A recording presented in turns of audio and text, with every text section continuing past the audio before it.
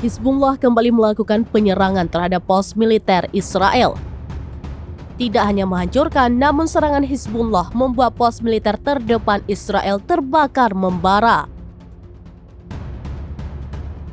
Dikutip dari IRNA News, Hizbullah kembali menargetkan pangkalan militer dengan roket berpemandu presisi. Serangan itu terjadi di tengah ketegangan meningkat di daerah perbatasan Lebanon dan Israel. Hizbullah mengatakan pos militer terdepan Israel hancur menjadi sasaran roket berpemandu presisi. Adapun video pos militer Israel hancur beredar di media sosial.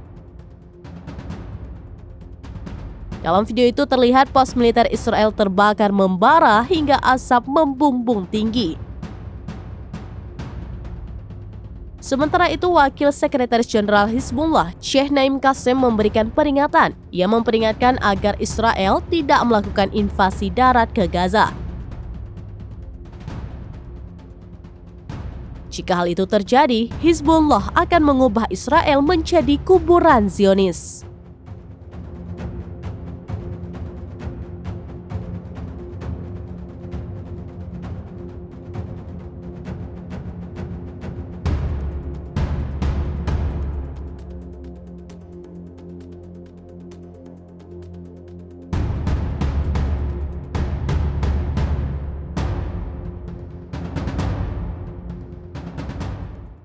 Download Tribun X sekarang, menghadirkan lokal menjadi Indonesia.